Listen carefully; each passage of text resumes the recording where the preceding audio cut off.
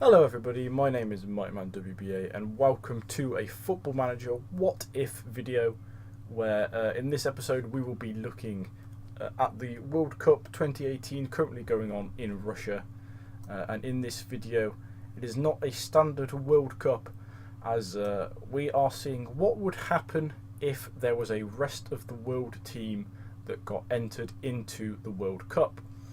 So basically what I've done is I've taken Panama as kind of the lowest rated team in the World Cup, and I have replaced them with a World 11, and obviously it's not an 11, it's the rest of the world. I just made World 11 their short name, but it's a rest of the world team, and it's basically filled up of players from all the nations that didn't make it to the World Cup. So you've got Italians in there like Buffon and Bonucci. You've got Dutch people in there like you've got Van Dijk. You've got Chilean players like Sanchez and Vidal. You've got some Austrians in there. You've got some Welshmen in there. You've got Aubameyang from Gabon. You've got Dzeko and Pjanic from Bosnia. You've got Naby Keita from Guinea and many, many more. We've made them all basically from Panama, but it's renamed Rest of the World. So all of these people have had their new nationality set, and the AI has created a Rest of the World dream team basically to participate in the World Cup. This is done on Golden FM's World Cup, so Real World Cup database. So we have got the actual groups, which means that they are in a group with Tunisia, England and Belgium, so one of these two teams really is going to miss out, you would think, due to the World 11, or maybe the World 11 will struggle to get through what is now a group of death. We will have to see. Just going to quickly run through the team. We have got the goalkeepers of Buffon, Begovic and Oblak, so that's obviously an Italian, a Bosnian and a I can't remember where Oblak's from, if he's Slovenian or Slovakian. Slovenian, there we go, I always get those two mixed up. We've got defenders of Bonucci, Van Dijk, Stefan Savic, Eric Bailly, Hysaj, Antonio Valencia, David Alaba and Ben Davis. Midfielders of Arturo Vidal, Pjanic, Keita, Hamšík, Ramsey, Bale, Mkhitaryan and Insigne, and then strikers of Jovetic, Alexis Sanchez, Edin Dzeko and Pierre-Emerick Aubameyang. Now there were a lot more people that I did make part of this Rest of the World nationality, but they obviously haven't been picked because you've got a 23-man squad for the World Cup. I don't know if any of them will be none of them in the under 20s. I sort of picked players that were slightly older than that because I wanted to pick the current based on their current ability, as opposed to any potential future ability they have. So what I'm going to do is I'm going to save it here. I'm going to run the World Cup through, see where they came, see what happened with other teams, and then we'll come back, have a look at that. And then we'll maybe do that a couple of times. So I'll see you in just a second. Okay, I'm back, and heartbreak for the World 11 in the final as they come up just short against Brazil in extra time. If we have a quick look, we see Firmino scoring in the very first minute after making it a 2-0 lead with a penalty in the 37th before Insigne and Bale equalise and come back and then equalise in the 40th and the 65th minute. Bale unfortunately going off injured in the 94th minute after they'd made 3 subs, so having to play the last sort of 15 minutes, actually 25 minutes with 10 men, and then unfortunately Firmino getting the winner in the 111th minute. Interesting to see that they are actually going with the 4-4-2 formation. I actually didn't change the manager of the national team. So if you have a look, their manager is still the Panama manager. Maybe I should have changed that and changed it to maybe the Italy manager or the Dutch manager or something like that, but we just kept it how it was. So World 11 making it to the final. We'll have a look at the group stages. So most of the groups going pretty much as you would expect. Russia and Uruguay going through in Group A, Spain and Portugal in Group B, France and Denmark in Group C, Argentina and Croatia from Group D, Brazil and Switzerland Group E, Sweden actually going above Germany in Group F, and then Group G, which is the one that we're interested in, where World 11 actually won all 3 group matches, and then Belgium and England tying for second with 4 points each, but Belgium going through on the basis of scoring more goals. We see there's a lot of goals scored by Belgium in a 4-1 win over Tunisia and a 4-4 draw with England. Just enough to get them through on goals scored. As we see, the World 11 got a 2-1 win over Belgium in the first game, a 1-0 win over England in the second game, and then a comfortable 3-0 win over Tunisia in the final group game. If we look at then the second round, we see that they needed penalties to get past Colombia, as they drew 1-1. In the 117th minute, Bonucci getting sent off, so quite a few red cards coming in for the World 11. Still going, so they went with that 4-4-2 throughout the whole of the tournament, which is pretty interesting. We see that only needed 4 penalties to beat Colombia. Vidal, Jovetic, Dzeko and Sanchez scoring those. In the next round, the quarter-final, they came up against Switzerland, who they beat 2-0, with Dzeko and Insigne scoring those goals. In the semi-final, they beat Argentina 1-0. That goal coming from Insigne in the 42nd minute. And then, of course, in the final, losing to Brazil. So if we look at some quick player stats, we see top goal scorers for the tournament were Aguero and Neymar, with a lot of people coming in third, including Insigne and Edin Dzeko for the World 11, both scoring 3 goals each during the tournament. Jovetic got 2, and that's all for the actual top goal scorers. In terms of assists, we see that Edin Dzeko joint first with 4, alongside Dybala and Coquelin. Adam Lallana, interestingly, making it and getting 3 assists. And there's no more rest of the world players in there, so just Dzeko in terms of assists. And I'm not sure if, in terms of clean sheets, we see that Oblak did actually play 1 game and got 1 clean sheet, but other than that, it was Buffon who actually conceded the most in the tournament due to going so far, conceding 5 in 6 appearances, but still getting 3 clean sheets. So it looks like he played in the final. So in terms of clean sheets, there were 5 players that got 3 clean sheets, Buffon being one of them, a couple with 2, and then Oblak here with 1. So interesting. Well, good to see that they did well and got to the final. Interesting that they got through a difficult group without losing.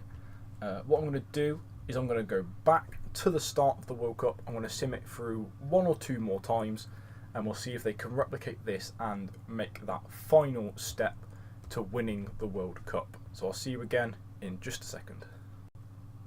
We are back again with the second run through of the World Cup, and yet again the World 11 lose out in the final in extra time, but this time to Belgium. They were in the group together. They lost through a 105th +1 minute own goal from Buffon, so couldn't get much closer. Another red card for them though. Vidal sent off in the 43rd minute after being booked in the 39th. Jordan Lukaku of all players getting man of the match. So let's take a quick look at what happened in the group stages. Interestingly enough, for this time actually Egypt going through, with Uruguay coming last, Australia coming above Denmark, Iceland coming above Argentina, Argentina coming bottom of their group after losing to Nigeria and drawing with both Iceland and Croatia. Do get some really crazy sims when you go through this. So interestingly enough, this time Belgium were the team that went unbeaten in the group. Don't know why it says they've got a 2-0 win against Senegal there. But World 11 actually losing to Belgium 3-2 in the group stage. Pardon me there. As we have a look, we'll see who they got in the second round this time. We see, where are they? World 11 beating Poland 1-0. So Alexis Sanchez scoring after 12 minutes and then holding on until the end. In the quarter-final, we see that they beat Brazil on penalties this time. Of course, they faced them earlier due to coming second in the group, not first. Insigne scoring 2 after Douglas Costa had got the opener. Thiago Silva then scoring an 80th minute penalty. Then scoring in the penalty shootout, but Coutinho, Marcelo and Fagner missing their penalties after Insigne and Ramsey had missed theirs for the World 11. In the semi-final, we see they beat France 2-0. A good result, with Jovetic scoring a penalty and then Bale scoring in the 91st minute. Unfortunately, Aubameyang going off injured. Although he hasn't had the most impact so far in these World Cups. He hasn't really scored any goals, I don't think. Or if he has scored, he's not scored many. And then, of course, in the final, losing 1-0 to Belgium. We'll take a quick look at the stats again. We'll have a look at the top goal scorers. This time it is Roberto Firmino with 5. Then we have Vela, Heung-min Son, Lacazette and Lukaku all with 4. And you have to keep scrolling down to Edin Dzeko with 2 to find a World 11 player. But I'm pretty sure that's just because they have so many good players that everyone gets 2 or 3. As opposed to them not scoring many. If we have a look here, you see Alexis Sanchez has 4 assists, leading the assist chart. We see Arturo Vidal and Mkhitaryan down here as well, with 2 each. And then I'm not sure if we'll find anything for the goalkeepers, but if we have a look at clean sheets, we see that Lloris winning that with 4. With some interesting names here. Predrag Rajovic, actually, I think they got 3 0-0 draws because he kept 3 clean sheets. Maybe they... oh no, obviously not, because they've got more games. But he kept 3 clean sheets, which was quite good. And you scroll down here, we see Buffon got 2 clean sheets in 6 and Oblak got 1 in 1. So maybe Oblak is the goalkeeper that the World 11 should be going with. Because he does seem to be keeping more clean sheets than Buffon. Obviously, Oblak has got 2 in the 2 games he's played across the 2 run-throughs, and Buffon seems to be struggling a little bit more. But I think that is that. We'll just take a quick look, see all 3 of the best player candidates are Belgian. Best young player was Leon Bailey, also Belgium. If we have a look at the Dream Team, we do see Bonucci gets in there, but he's the only World 11 player that does. Goal of the tournament actually goes to Jamie McLaren of Australia. Second is Douglas Costa against the World 11. And third was Carlos Vela for Mexico against Sweden. And then Golden Boot, obviously, we looked at was Firmino, then Vela, then Lacazette. Unfortunately, I didn't think to look at this for the first run through. So unfortunately, we won't have that. But I will make sure to check it again for the next one.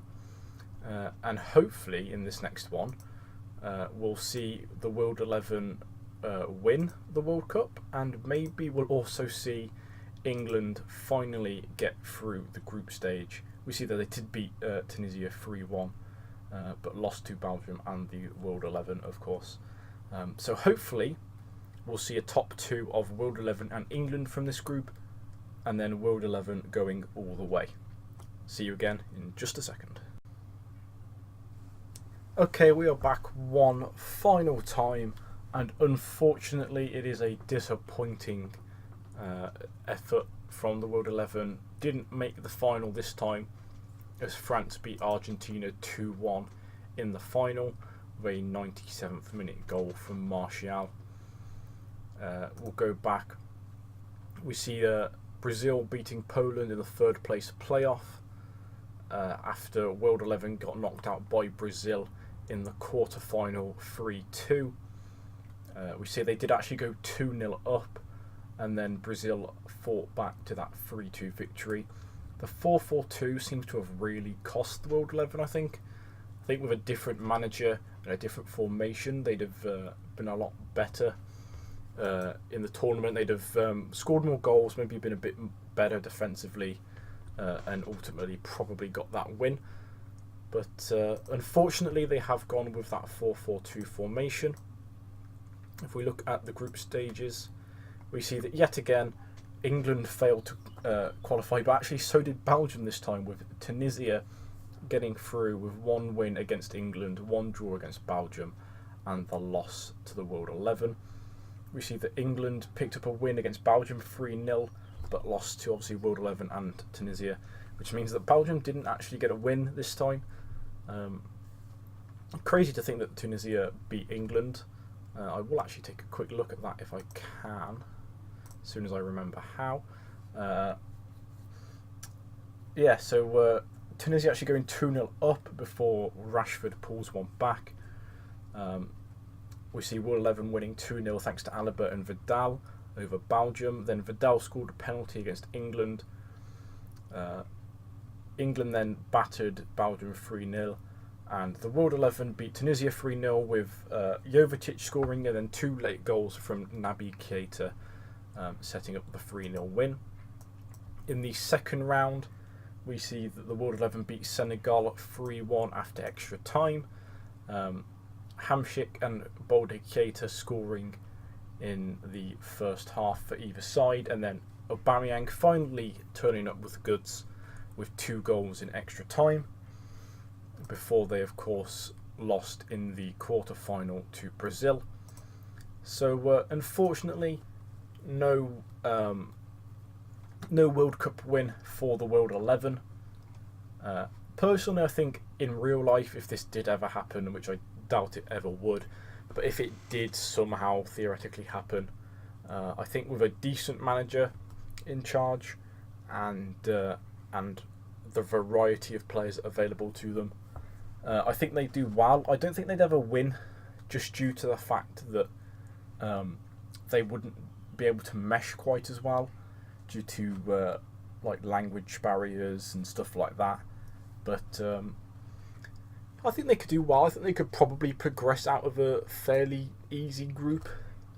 Maybe something in real life similar to sort of the Group A that we have in this World Cup, where you have Russia, Egypt, Uruguay and Saudi Arabia. They could probably make it out of a group like that.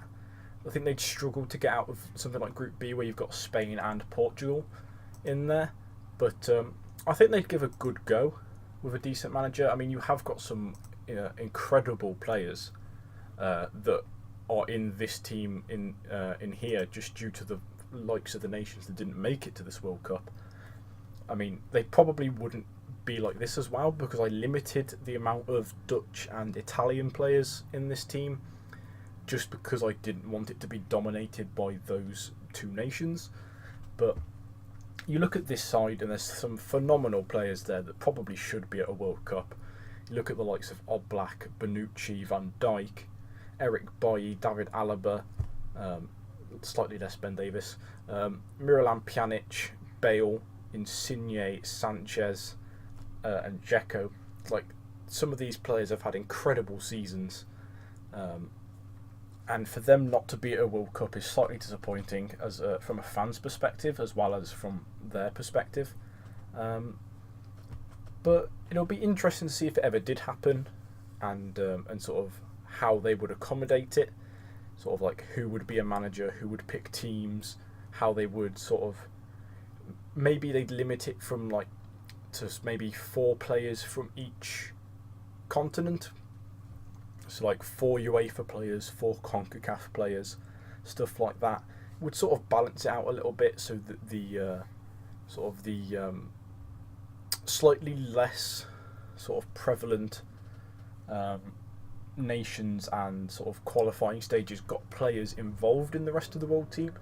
Because if you look here, it's pretty much all European, and with some South Americans and like 1 or 2 Africans in there.